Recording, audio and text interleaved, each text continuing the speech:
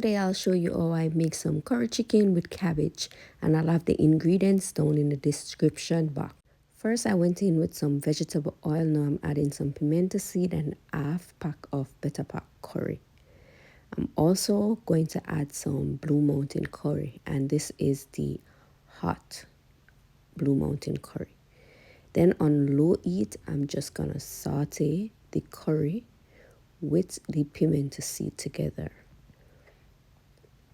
After that, I'm going to add the seasoned chicken in the pot. I also have on the screen what the chicken was seasoned with. It was seasoned with some green season, some garlic powder, onion powder, adobo all-purpose, curry powder, red pepper flakes. Then we're going to cover that down and it will steam its own water.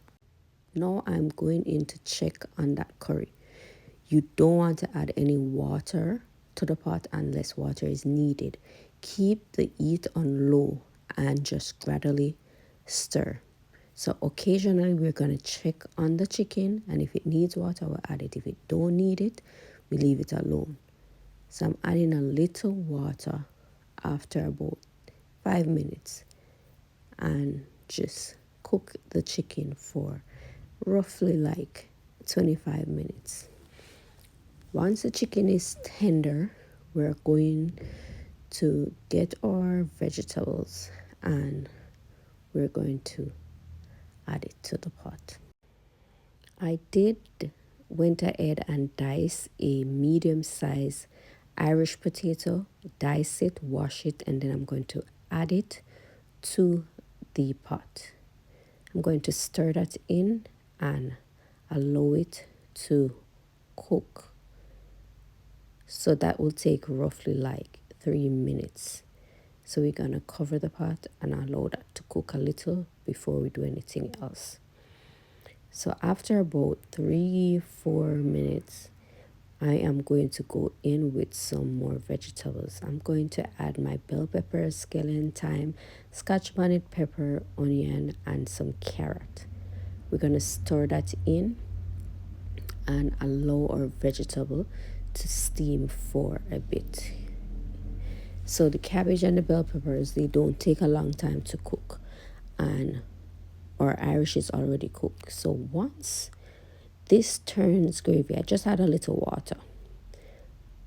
Then I'm going to put my cabbage wedge in. So make sure you dice those and wash them properly.